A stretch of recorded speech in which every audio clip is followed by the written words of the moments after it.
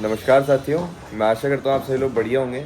And जैसा आप लोग देख सकते हैं कि भाई आज मैं दिल्ली के अंदर हूँ और फिलहाल मैं दिल्ली मेरे सारे भाइयों के साथ में आया हुआ हूँ। दिल्ली के अंदर मेरे जितने भी भाई लोग हैं वो लोग अभी एक जगह इकट्ठा हो रखे हैं। अपने 15-20 लोग अभी NSUI ऑफिस पहुँच गए हैं, 10-15 लोग अपन यहाँ पे हैं और 10-15 लोग अभी गली के बाहर हमारा वेट कर रहे हैं।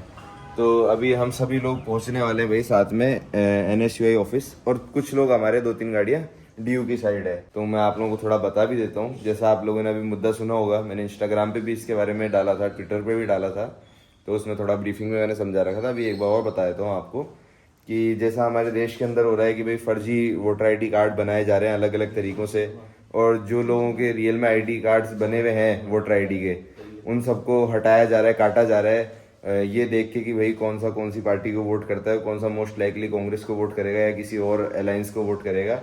तो ये सब चीज़ें करके जो वोटर ID कार्ड बढ़ाए और हटाए जा रहे हैं, इनके कारण हमारे देश का लोकतंत्र खतरे में जा रहा है, जो कि बिल्कुल भी सही नहीं है। हम लोग आज एक डेमोक्रेसी में रहते हैं, यहाँ पर एक आदमी का एक वोट होता है और सबके वोटों की बराबर कीमत होती है। लेकिन जो अभी किया जा रहा है उससे एक आम आदमी के वोट का अधिकार छीना जा रहा है और उससे कुछ लोगों को ज़्यादा वोट करने का अधिकार दिया जा रहा है, ताकि फेवरेबल कंडीशन बनाई जा सके एक स्पेसिफिक पार्टी के जीतने के लिए। और अभी फिलहाल जो बीजेपी गवर्नमेंट बनी हुई है सरकार में, वो और इलेक्शन कमीशन मिलके ये घोटाला कर रहे हैं साथ में। तो इसके ऊपर हम सभी ने आवाज़ उठाई है साथ में। कल हमारे देश के बड़े बड़े लीडर्स जैसे कि राहुल गांधी जी हो गए, हमारी पूरी पूरी कांग्रेस पार्टी हो गई, जितने भी अलायंसेज हैं, चाहे वो समाजवादी पार्टी के अखिलेश यादव जी हों, चाहे बाकी के लोग हों, सब लोगों ने मिलकर कल धरना प्रदर्शन किया था भाई दिल्ली के अंदर, और सब हमारे बड़े बड़े लीडर्स भी अरेस्ट हुए थे।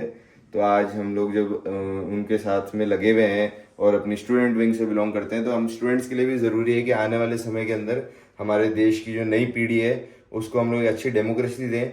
और आज जब ऐसा तानाशाही माहौल हमारे देश के अंदर हो रखा है, तो जब इसको कंट्रोल किया जा सकता है उस समय पे हम लोग इसको ढंग से कंट्रोल करें, वरना आने वाली पीढ़ियों को हम जवाब नहीं दे पाएंगे कि भाई जब हमारे देश के अंदर वापस से तानाशाही आने लग गई थी तब हम लोग क्या कर रहे थे।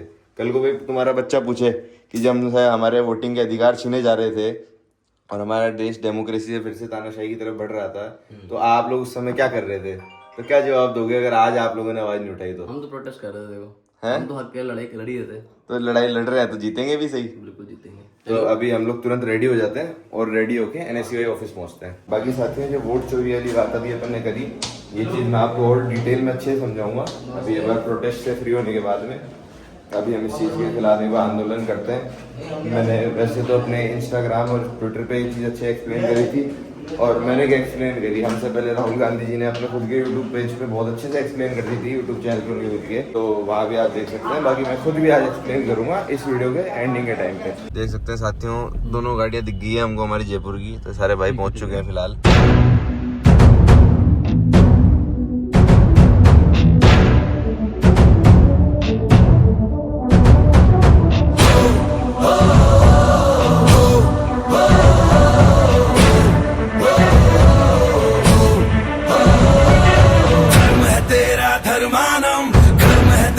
कर्मानम आग में पग पग चला है जो वही टक्कर है उसका प्रस्थानम। भारत जिंदाबाद। कर्मानम आग में पग पग चला है जो NSUI जिंदाबाद जिंदाबाद जिंदाबाद जिंदाबाद जिंदाबाद। भीमराव अंबेडकर जी ने हमको ऐसा संविधान दिया है कि आज एक इंसान का एक वोट होता है, लेकिन ये जो बीजेपी की चोर सरकार है वो अधिकार हमसे छीनना चाहती है। ये चाहती है कि जैसे मर्जी वैसे वोटों की धांधली करेगी, जो मर्जी वो जितने मर्जी वोट देगा, जिसके मर्जी उसके वोट काट देगी। अरे हम लोग हाथ पे हाथ धर के नहीं बैठने वाले। अगर आज हम युवा चुप रह गए तो हमारे देश का हाल नॉर्थ कोरिया जैसा हो जाएगा। और जब तानाशाही हमारे देश के चरम सीमा पे होगी और हमारी आने वाली पीढ़ी हमसे पूछेगी कि आप लोग क्या कर रहे थे जब देश फिर से तानाशाही की तरफ बढ़ रहा था, तो हमारे पास आंसू बहाने के अलावा कोई चीज नहीं रह जाएगी। आज देश का लोकतंत्र खून के आंसू बहा रहा है। अरे चोर है भाई, चोर है इलेक्शन कमीशन, चोर है, चोर है भाई, चोर है इलेक्शन कमीशन, चोर है। जब मोदी डरता है पुलिस करता है। धांधली करने वालों को पकड़ो ना। हम आम लोगों को, आम युवाओं को, जो युवक यहाँ पे जागरूक है, जो देश की जनता को जागरूक करना चाहते हैं, बताना चाहते हैं कि कैसे ये सरकार फिर से तानाशाही वापस ला रही है। जैसे अंग्रेजों के जमाने के अंदर हमारे पास कोई अधिकार नहीं थे कि हम लोग वोट दे पाए। हम भी स्टूडेंट हैं, हम भी देश के स्टूडेंट हैं। किस प्रकार पुलिस प्रशासन द्वारा हम स्टूडेंट को ऐसा भगाया जा रहा है? अरे भाई साहब, जो लोग चोरी कर रहे हैं उनको पकड़ो ना, हमारी क्या गलती है? जब क्या हरा के घर भेजेंगे?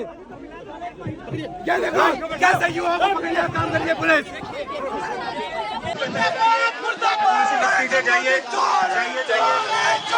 इलेक्शन कमीशन चोर है, चोर है, चोर है। इलेक्शन कमीशन चोर है, चोर है, चोर है। और हमने कोई अपराध किया है क्या जो हमको पकड़ के ले जा रही है पुलिस?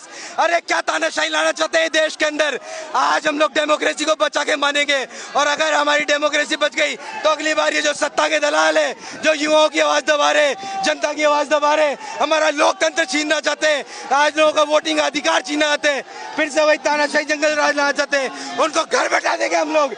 एक सीट नहीं मिलेगी ऐसे लोगों को। क्या इस्तीफे की मांग करते हैं? बिल्कुल बिल्कुल हम लोग इस्तीफे की मांग करते हैं। जिन लोगों से जनता के सामने आके ये एश्योरेंस नहीं दिया जा रहा कि हमारी गवर्नमेंट बॉडी भ्रष्ट नहीं है, इलेक्शन कमीशन भ्रष्ट नहीं है, तो ऐसे ऑफिसरों को तो तुरंत निकलना चाहिए, और ऐसे लोगों को तो भाई इस्तीफा पहले ही दे देना चाहिए। लेकिन बीजेपी हमला कर रही है कि पहले ईवीएम पर सवाल और अब चुनावी। अरे सवाल बीजेपी से था या इलेक्शन कमीशन से था? या बीजेपी क्यों आ रहे? क्योंकि ये खुद मिले हुए इलेक्शन कमीशन। राहुल गांधी को लेकर बीजेपी के नेता कह रहे हैं कि बड़ी तैयारी के साथ झूठ बोलते हैं वो। ये तो बीजेपी के नेता खुद की बात कर रहे हैं, बड़ी तैयारी के साथ तो वो झूठ बोलते हैं। आज सच सबके सामने है, फिर भी ये मानने को तैयार नहीं है। आज सवाल इलेक्शन कमीशन से हुआ, ये लोग उसको अपने ऊपर लेके कुछ जवाब दे रहे हैं। अरे इलेक्शन कमीशन जवाब नहीं दे सकता क्या? फिर क्या फायदा है ऐसे इलेक्शन कमीशन का जिसके ऊपर जनता ही विश्वास नहीं कर सकती, जो जनता को ये नहीं बता सकता कि मैं भ्रष्ट नहीं हूँ। आप लोग डिजिटल वोटर लिस्ट की मांग कर रहे हैं, लगातार आपका यही सवाल है कि आपको डिजिटल वोटर लिस्ट दिखाई जाए। बिल्कुल हमारा यही सवाल है, इनको अगर ये इतने ही सच्चे हैं तो डिजिटल वोटर लिस्ट जारी करने में क्या दिक्कत हो रही है? सच्चाई ये है कि अभी एक विधानसभा में लाख वोटों की चोरी पकड़ी गई है। कल को जब सारी विधानसभाएं, सारी लोकसभाओं के अंदर वोटों की चोरी पकड़ी जाएगी तो पता चलेगा इनके बड़े बड़े बीजेपी के दिग्गज नेता घर बैठे हुए थे, इनको तो ये वोटों की धांधली के चक्कर में संसद पहुंचा है। हमने तो खुद राजस्थान के मुख्यमंत्री भजनलाल जी के सामने चुनाव लड़ा है, कार्तिक जी के पिताजी ने। राजस्थान के मुख्यमंत्री भजनलाल जी के सामने चुनाव करते हैं, चुनावी माहौल में वोटिंग के दौरान इतने बंडल फर्जी वोटों के हमने पकड़े, हमारे पास सबूत में वीडियो पड़ी है उसकी, लेकिन आज कोई सुनने को तैयार नहीं है क्योंकि हर जगह सत्ता के दलाल भरे हुए हैं। आज भजनलाल जी खुद वहां पे विधायक नहीं बन पाते, सीएम दूर की बात है। मैं कह रहा हूँ इनके पार्टी के आधे से ज्यादा दिग्गज नेता ऐसे हैं जिनको जनता ने नहीं बनाया, इनके भ्रष्ट प्रशासन ने बनाया है। अब ये पुलिस वाले आवाज ही तो दबाने का काम कर रहे हैं, देखो ना। अरे चोरों को पकड़ो।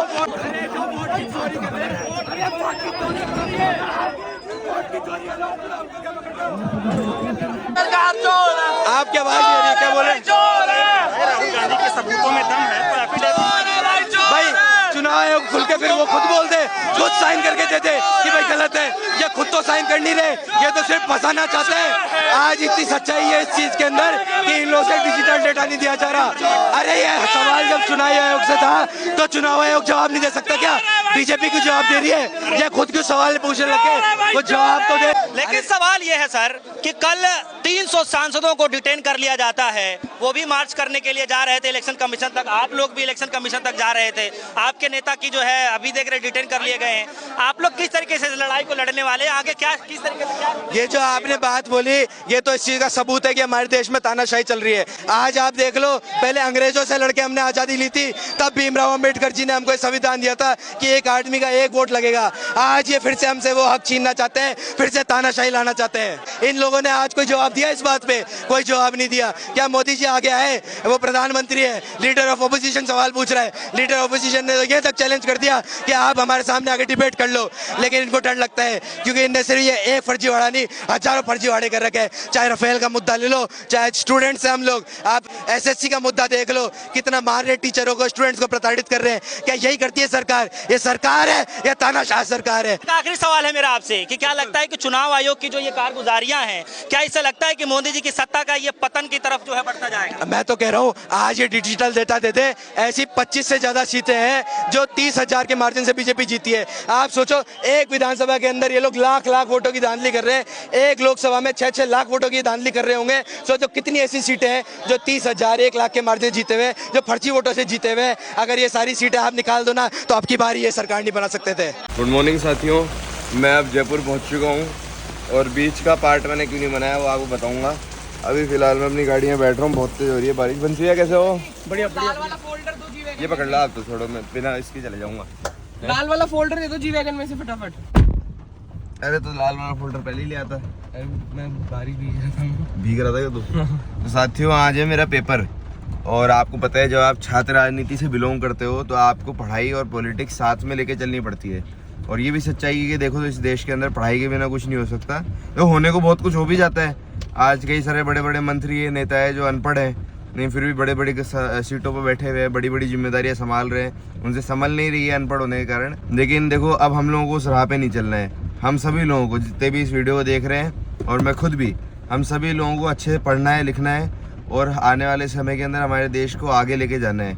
जो बाहर की बड़ी बड़ी सुपर पावर्स है, दूसरे बड़े बड़े देश है, उनसे भी आगे हमारे देश को लेके जाना है। और वो तभी हो सकता है जब हमारे देश के युवा एजुकेटेड होंगे, क्योंकि आने वाला समय युवाओं का है और ये युवा अगर अच्छे से पढ़े लिखे होंगे तो फिर हमारे देश को खूब आगे लेके जाएंगे। और हमारे देश की संसद के अंदर, विधानसभा के अंदर सब जगह पे पढ़े लिखे लोगों की ज़रूरत है।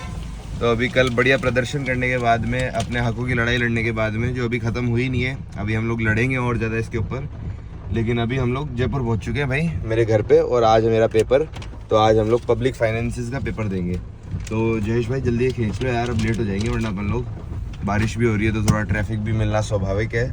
तो अभी तुरंत ही निकल लेते हैं अपन। साथियों फंस चुके ट्रैफिक के अंदर घर से निकलते ही।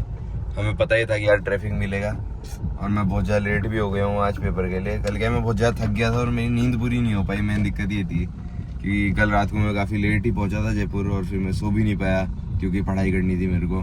तो रात भर अभी पढ़ के आ रहा हूँ मैं बढ़िया तरीके से। इस पेपर की पढ़ाई वैसे तो मैंने दिल्ली जाने से पहले ही कर ली थी क्योंकि मुझे पता है कि लास्ट डे मेरे को पढ़ाई करने का मौका मिलेगा नहीं। लेकिन खुशी की बात ये कि कल रात को लेट जयपुर पहुंचा तो इस कारणवश रात भर और पढ़ने का मौका मिल गया, तो थोड़ा रिवीजन और हो गया।